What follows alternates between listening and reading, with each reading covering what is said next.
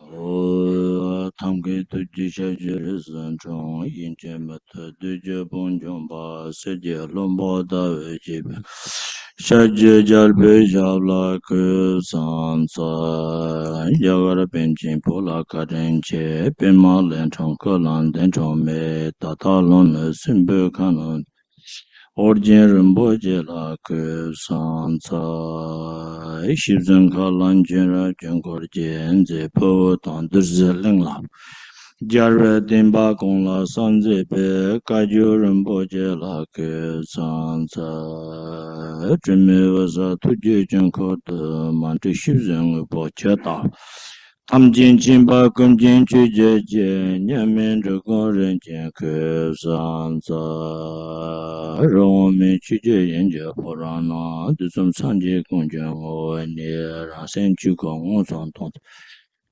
Sabu Lame Shabla Sansa Dansu Simje Tamje Lo Chusun Rola Sinje Labdo So Chulamdun Rola Sinje Labdo So Lantrava Seva Sinje Labdo Yizhen Jawa Sinja Labdo So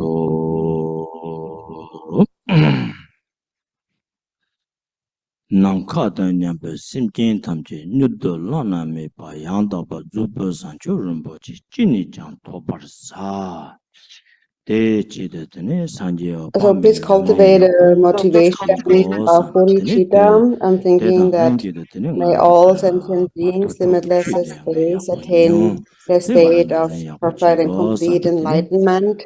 And for this purpose, I'm going to practice Buddha Amitabha well.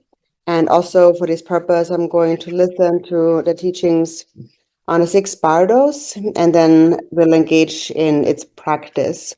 So first, please cultivate such a good motivation of bodhicitta.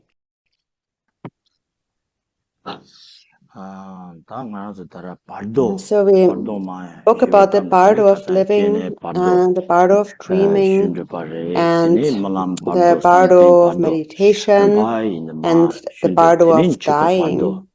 So that's where we left off. So we said that we talked about what happens when we die, how everything dissolves, the stages of dissolution, and then how after that the luminosity of the Dharmakaya manifests, and that we need to recognize it.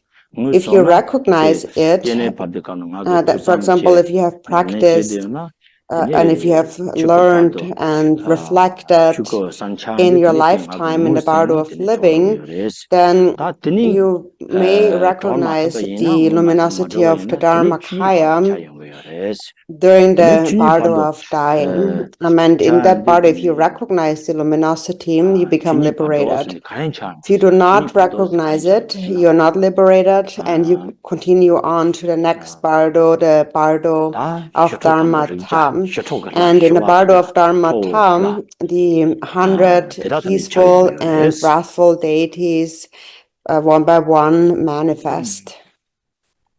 And so, so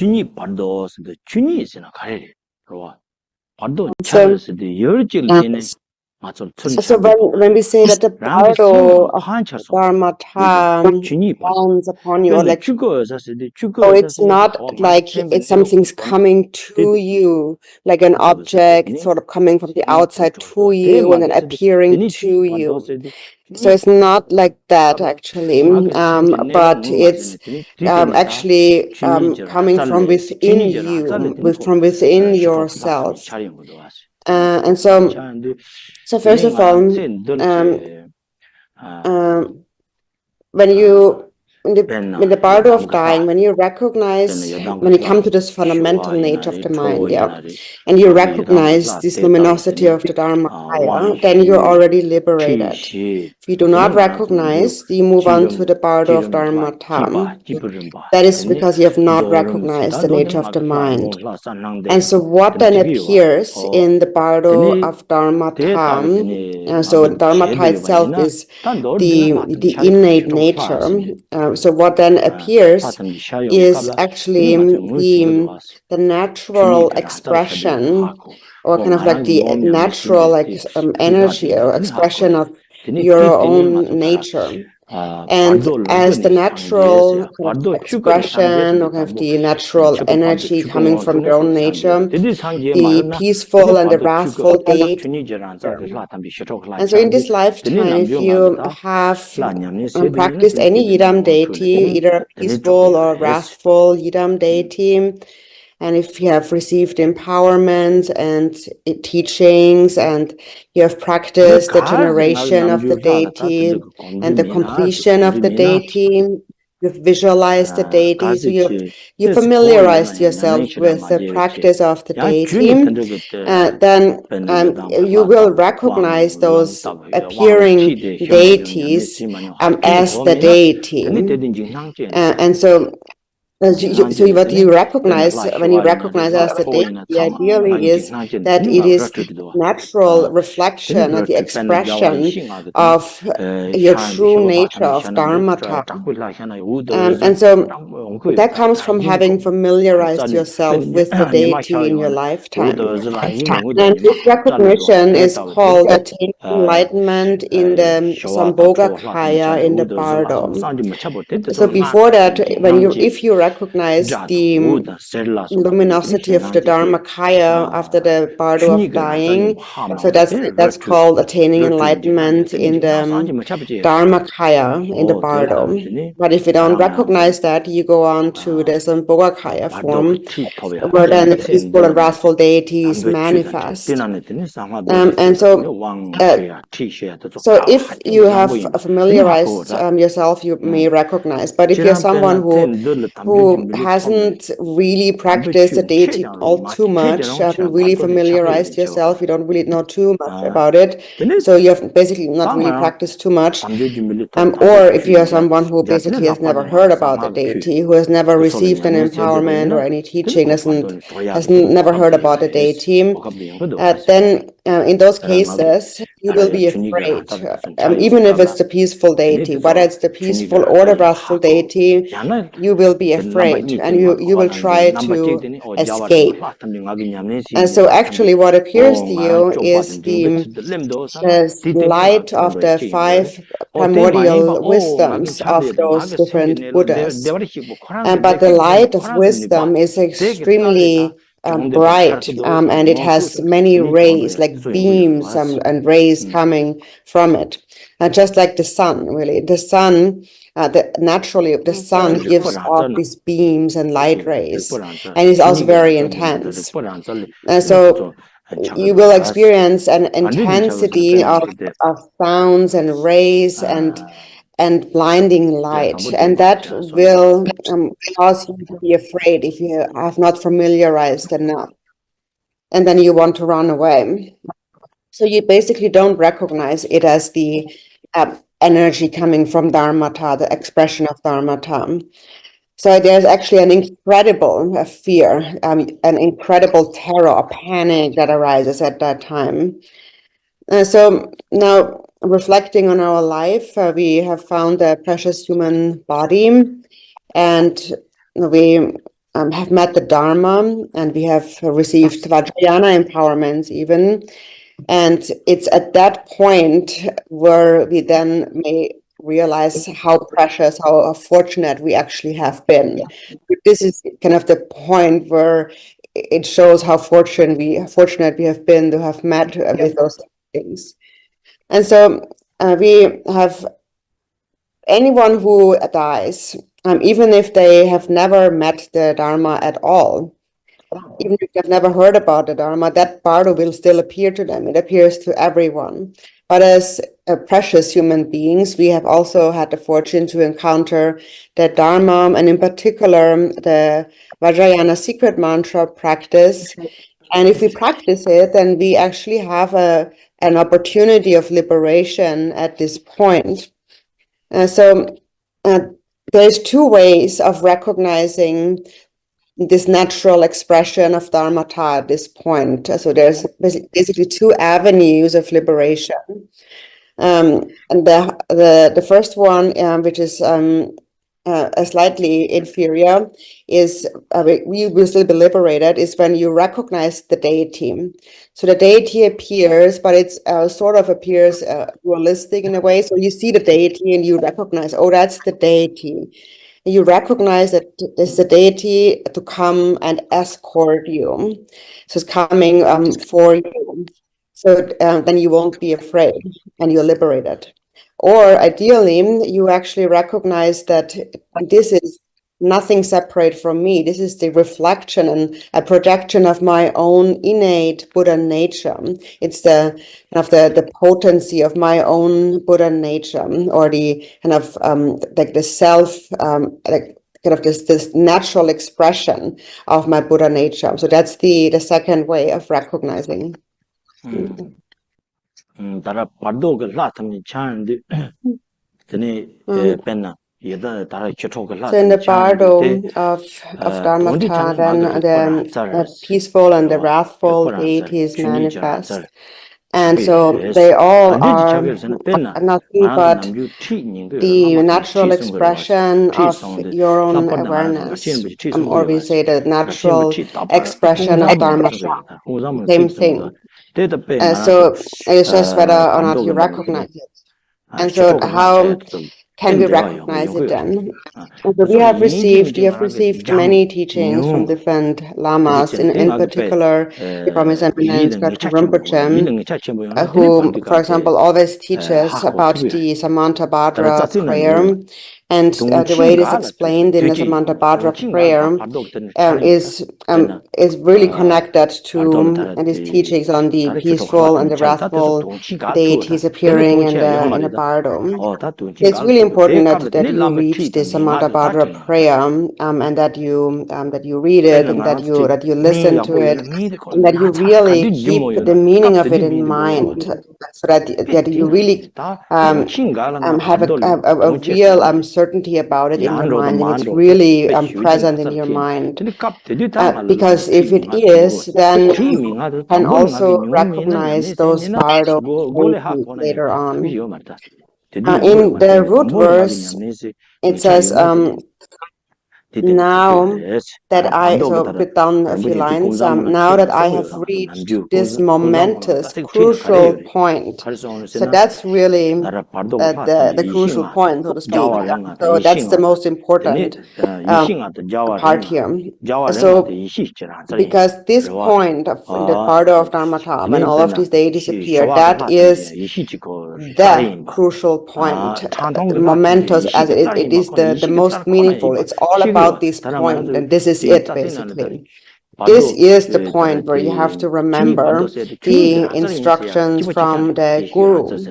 It's just like when you have some really precious medicine, there's a time when you need it, a crucial point. So if you have a certain illness that's meant for that medicine, or medicine is meant for the illness, and then when it comes down to it and you are at this point, this is when you need to take the medicine then. So there's a certain point. And so this is the point where we need to remember the Guru's instructions, because this is our crossroads. This is where we will go either up or down. And here we need to remember. So then, of course, if one is someone who has never listened really much to the teachings, or doesn't really keep them in mind, doesn't really practice them, you might have heard about them, and you might even now know that that's what I will need then. But if you don't really keep them in mind, and if you don't really practice them, you will just not remember them at that time, because there's nothing to remember if you haven't practiced them. So then, just knowing that you need them won't really help you at that time.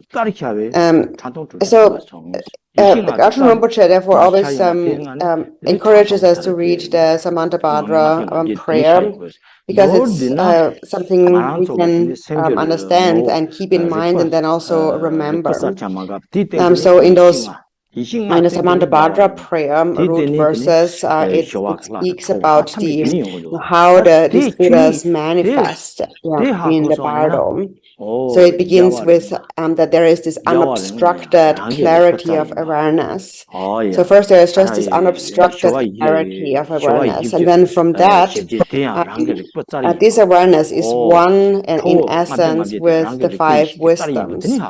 And then the five wisdoms mature, they ripen, so emerge. So the five wisdoms emerge from this unobstructed clarity of awareness, and then they turn into the five Buddha families, the five original Buddhas arise from these five wisdoms, and then the wisdom further expands into the 42 peaceful Buddhas. So then the 42 peaceful Buddhas emerge, and then the wisdom further expands into the blood-drinking Herukas, so the 58 blood-drinking Herukas, the wrathful deities. But originally they all come from the five wisdoms. So they all have this light of the five wisdoms. It's just expanding more and more. So there's just this awareness, then there's the five wisdoms that unfold the five Buddha families, and then they develop into the peaceful Buddhas, and then they develop into the wrathful Buddhas. So the key point here is that when they arise in the Bardo, you have to recognize them as the natural expression of your own awareness. So all those different peaceful deities are nothing but your own awareness. And also the wrathful deities are the expression of your own awareness, or the potency of Dharmata. It's the same thing.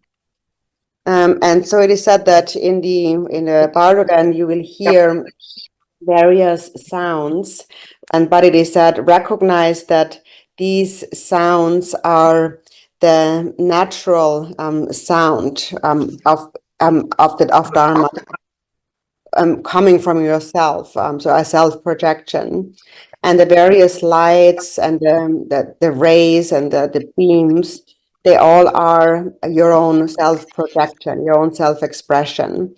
If you recognize all this, then you attain enlightenment in the Sambhoga Kaya, in the Bardo. But so this point is the crucial point, and if you miss it, if you miss that crucial point, then you have missed it. Then you will go on into the Bardo of becoming. So during the Bardo of Dharmata, if you do not recognize, so if you do not become liberated, then as those peaceful and wrathful deities unfold, that will cause an incredible panic in you, a complete fear, and you only want to just get away from it, you run away from it, and you're so afraid, it's such a shock to you that you actually lose consciousness, you faint, and then you regain consciousness, and as you regain consciousness, you have arrived in the Bardo of becoming. And so this is then where we speak about this kind of mental body, this kind of astral body that's wandering in the Bardo. So then I'm coming to the root verse for the Bardo of becoming. Now when the Bardo of becoming is dawning upon me, I will concentrate my mind with single-pointed determination, strive to prolong the results of good karma, close the entrance to rebirth, and try to keep from being reborn. This is the time when perseverance and pure perception are required. Abandon jealousy and meditate on the master and comfort. So this is a very important verse that you really have to keep in mind. So when the Bardo of becoming begins, so if you have not become liberated in the Bardo of Dharmata, at first you fall unconscious, you lose your consciousness, and then you regain your consciousness, and then that's when it begins. So once you regain your consciousness, you assume a mental, sort of mental body, and that goes on. Then you have this mental body until you go on to your next life, until you take the body of your next life. And so this period is called the Bardo of becoming. And in terms of timing, how long does one spend in there? So it's not the same for everyone. Some actually stay just for a very short time and very quickly take another body. And some have to stay in that Bardo for a very long time. So it's actually quite uncertain. No one can exactly say that this is how long everyone stays in the Bardo. But we commonly speak about 49 days. And so it is said that within those 49 days, one generally takes another birth. And so therefore, these 49 days are extremely critical, like very important time. And so then we divide them into different weeks, like the first 7 days, then second 7 days, and so on. And so often in the first and second weeks, especially, often those who have died don't actually realize that they have died or that they are in the Bardo. And then there are some who recognize it immediately. They immediately realize that they have died. So it's not the same for everyone. But for the most part, within those, within week 1, 2, 3, 4, 5, within those few weeks, most people, most beings get another body. They take birth again. And so then, how is it now in this Bardo of becoming? As we said, we take on this mental body. And then in the Chö teachings, it says that so you have this mental body, and this mental Bardo body appears to you just like your previous body, with all the sense sources or sense bases or sense powers that you had before. So you don't actually obviously have the same body. You don't have a body of flesh, blood, and bones, but you have this mental body that appears to you like you have always been in this life, what you're familiar with in this life. And you have all your sense powers. And so you have all your sense powers, and you can move around unobstructedly. You can go anywhere without obstruction in just a moment. So that is called, you possess the miraculous power. That's it. It's the karmic miraculous power, karmic miracles. So it's not the kind of miracle that you can perform when you have realized the nature of the mind. It's not that kind of miracle, but it's a karmic, kind of a karmic force miracle. And so then eventually, as you move around in this state, you begin to see the body of your future birth, the kind of the class of being you will take birth in. For example, will it be an animal, will it be a human, and so on. You will see the ram of your rebirth. And also, and during that time, you actually are very bright. So the consciousness is even clairvoyant at that time. And so with that clairvoyant ability, often you can see what your family is doing. You can see the family you left behind. And you can also go wherever you want in just an instant. Just by thinking about it, you're already there. So for example, if you're at home and then you think that you're somewhere and you want to go home, the moment you think that, you're already there.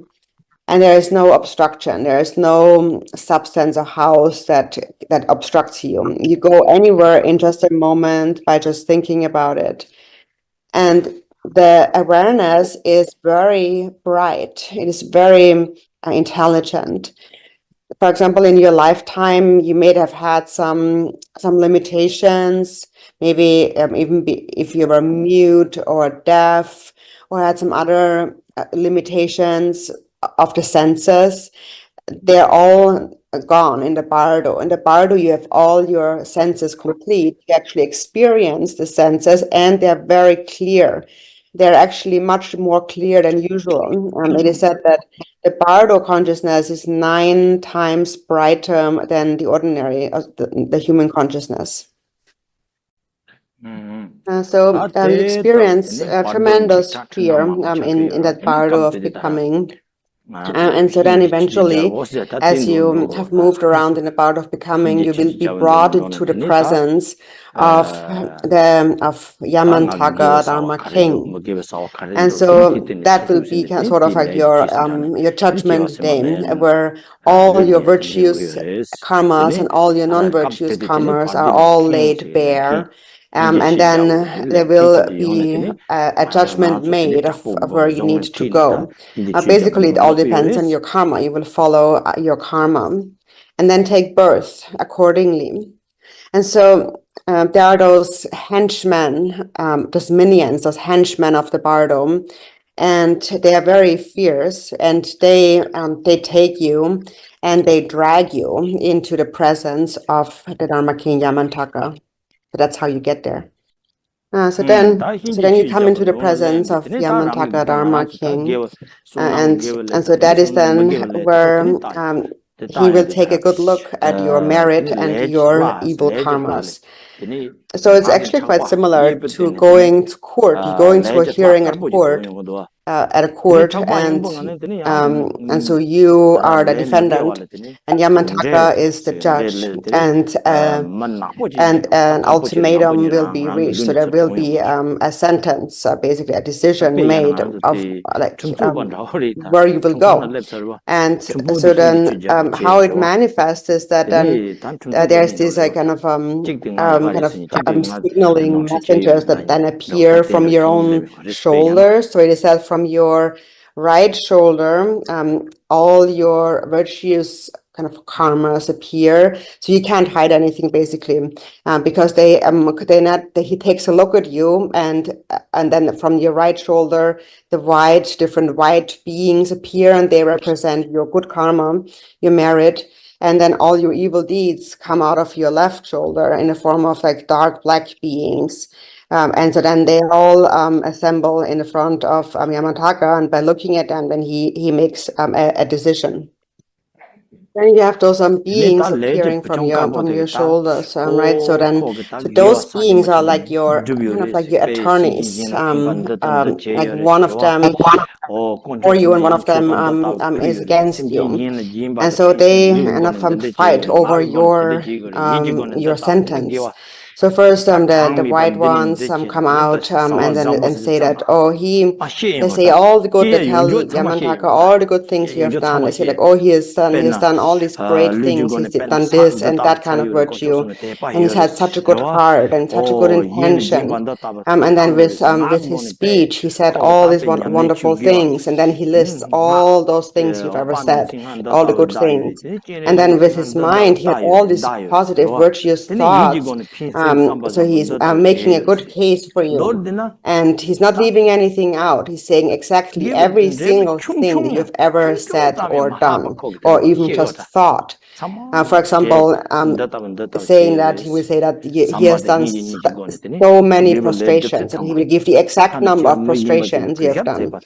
And he will say that you have cultivated real devotion to the 3 jewels, and that one time when you made an offering and you've been really generous to someone, or at one time you said something really positive verbally to someone, or that one time when you recited a Chenrezig mantra really perfectly, and so on, or that time when you had a really good intention and you wanted to help others.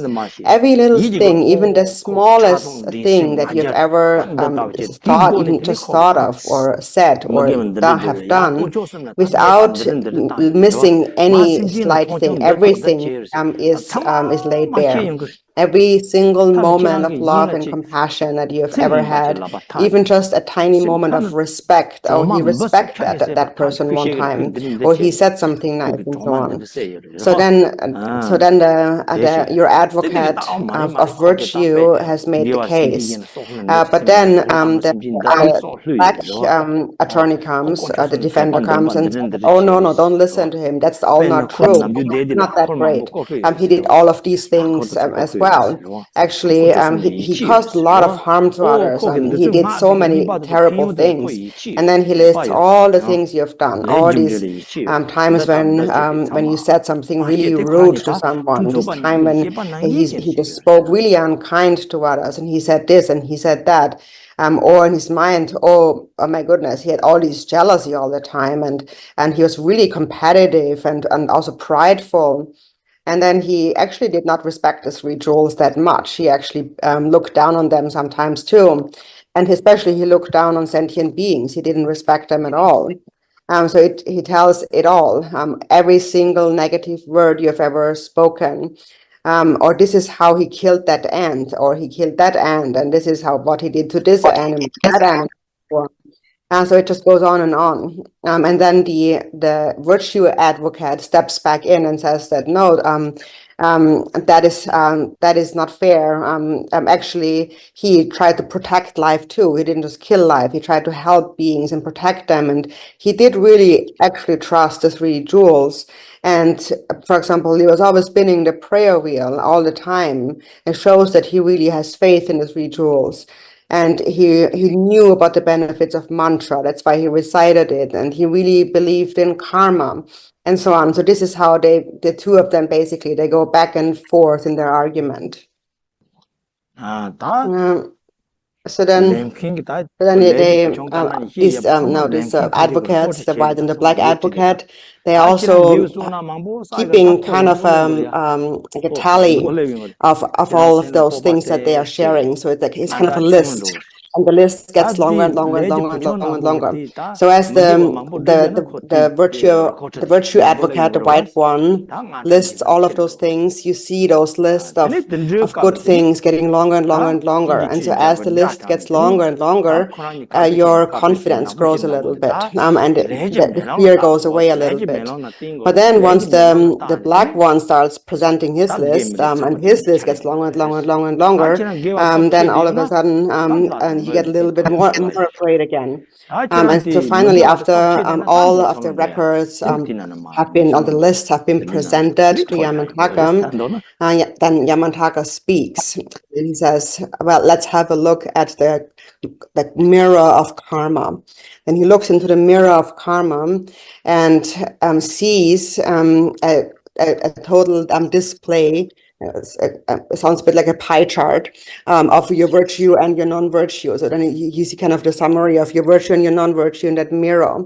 And so then if that in that pie chart, if then there is more leaning toward virtue, toward white, then there's hope that you can take birth as a god or a human. But then if the other side, if the black side is the pie is a little bit bigger, then you will likely go and take birth in the three lower realms. And so once that kind of pie chart appears in the mirror, then Yamantaka he slams the hammer and it is decided. So then here's my question to you. What do you think we should do? One thing is for sure, with 100% certainty, there will be that list of all your virtue and your non-virtue. There is a record of all of that.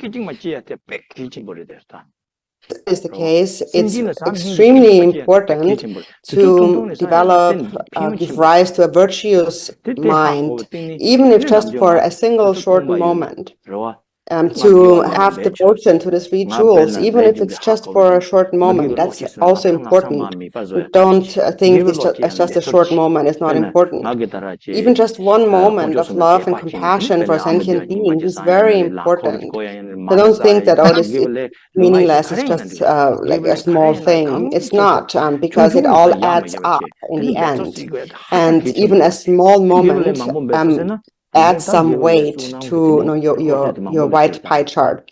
And so therefore, if you have some empty time, I'm always trying to make an effort to add a little bit to it, some virtue to it. So since you understand karma, try to eliminate even the smallest non-virtue. Also don't belittle the non-virtue. Even the smallest non-virtue, try to not add that to your list. And so do whatever you can in any small thing, like a moment of having devotion to the three jewels, or just reciting an Amitabha mantra, or a Chenrezig mantra, or spinning a prayer wheel.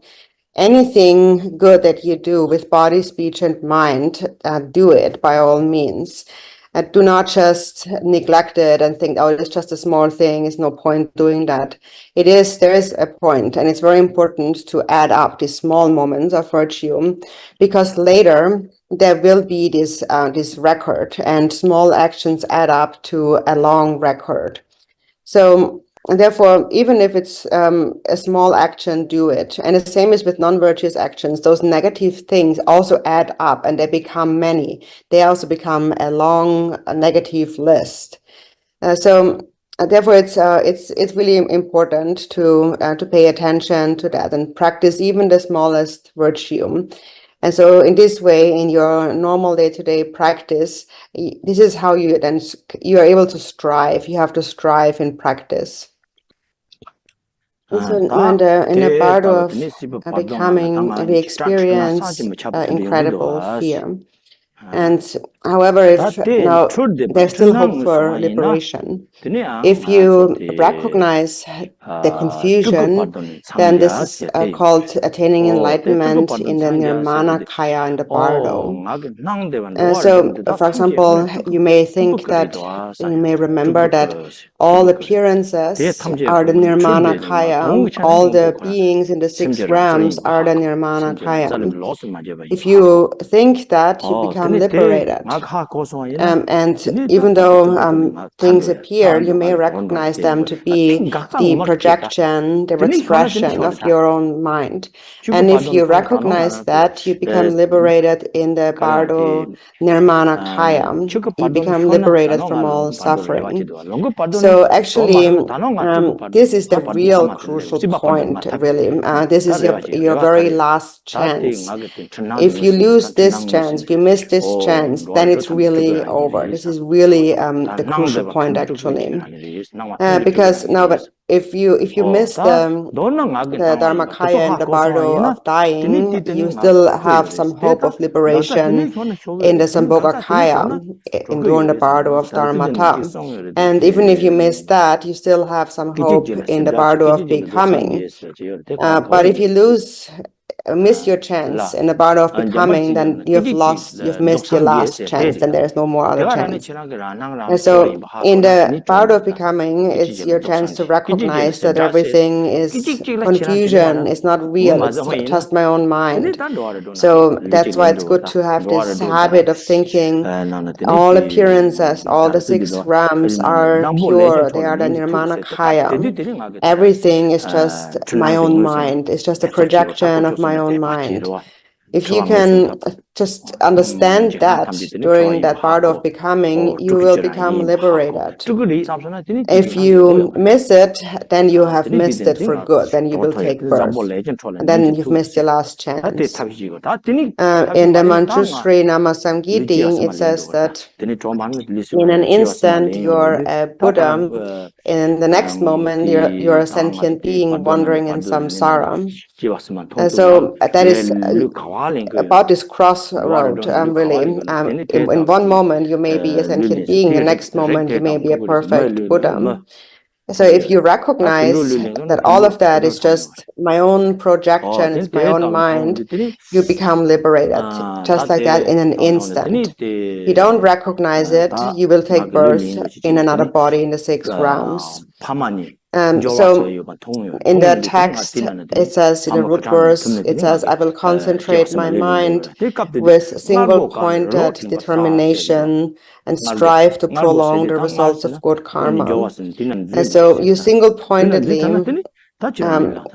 another way is to single-pointedly remember the three jewels with great faith. then you will actually also naturally be able to understand everything as nirmana kayam, and there will be no fear in your mind. And so then in the Bardo of becoming, you gradually begin to see your future body, your next life, the realm you will take birth in next. For example, you will see the human realm or the animal realm, wherever you are meant to take birth. And first you see that realm, and then you see your future parents in sexual intercourse. And so normally then the consciousness goes into that union of the sperm and the blood and takes birth by kind of melting with the drop. And so now here it says in the text, close the entrance to rebirth and try to keep from being reborn. So the entrance to rebirth is the womb. And so once you have entered the womb, you have already taken birth. So once you're in the womb, you cannot get back out, and then it's over. You're in the womb, you have taken birth. But there are things you can do before you go into the womb. So for example, when you're still in the Bardo of becoming and you can remember your guru, for example, and the three jewels with great faith. So first you come to the womb and you remember what the guru told you. So you see the womb and then you think, oh, this must be the womb. If I go in there, then I will take birth. So I better not go there. So what should I do? So again, you remember the instructions. I should cultivate virtue. I should recognize everything as my own confusion, my own mind. But this is really the critical point. So also when we are alive, and so then a family member, for example, dies, and family member dies, then we practice virtue on their behalf, because this virtue becomes sort of like a lifeline for them to remember. And so then that they may remember it through your merit that reaches them. It's like a lifeline that reaches them. That's why it's so important to do that for them when they die. And then even if they actually, let's say they have the karma to be born in the lower realms, if you send them this lifeline of merit, there's still some hope that they have some recognition and become liberated. So there is this lifeline of merit, and then there is like the hook of compassion of the three jewels, and that is also still there. Now, so it's through their merit, the merit that you do for your family is doing for you after you have died. There is still some hope of release if their hook of compassion or the lifeline of their merit reaches you. And then there is still hope that you won't take birth in the lower realms or enter the womb. So then what you may remember in order for you not to enter the womb is also related to a pure perception. And pure perception is always important. So here, when you see your future parents in union, if you remember, you will see them as the Yidam deity or the root guru with consort in a pure way. And if you see the parents in union in this as a deity, then you can in this way actually also prevent yourself from going into the womb, so you won't take birth there. And then it says, this is the time when perseverance and pure perception are required. So actually, pure perception is really always required. And so at that point, if you remember the deity, the generation stage, so when you see your future birth already, you see your future parents, but you do remember the Yidam, you will not take birth. You will not go into that womb. And then it says, abandon jealousy and meditate on the master and consort. So when the consciousness, when you come to your future parents in intercourse, if you are meant to be a boy, a male, then you will feel an attachment for your mother and jealousy toward the father. If you're meant to be a girl, then you will feel an attachment to the father and jealousy toward the mother. And so just before you enter the womb, these kind of feelings arise as you enter the womb. So therefore, again, remember that time, do not develop jealousy or attachment. They are just the Yidam deity, the Yab Yum in union. See them like that. And then you might not have to enter the womb and take birth. And then if you must take birth in the 6 realms of samsara, then at the very least, there's also a way to kind of choose a good womb, a fine birth. For example, as a precious human being in a good circumstance.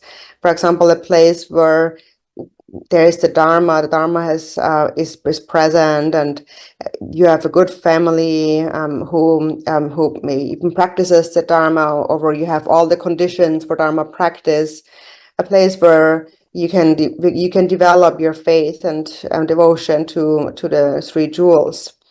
And so then in this moment, if you remember that, and you pray to the jewels, and you pray that may I be born in such a place, then there's also a possibility that you enter that kind of womb.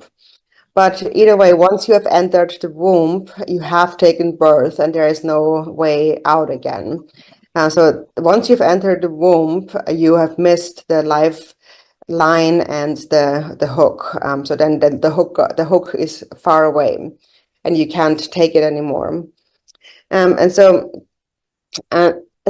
therefore, before you enter the womb, what's really critical is this pure perception and faith. And so this is really the habit that we develop right now. We habituate to a pure perception and to devotion.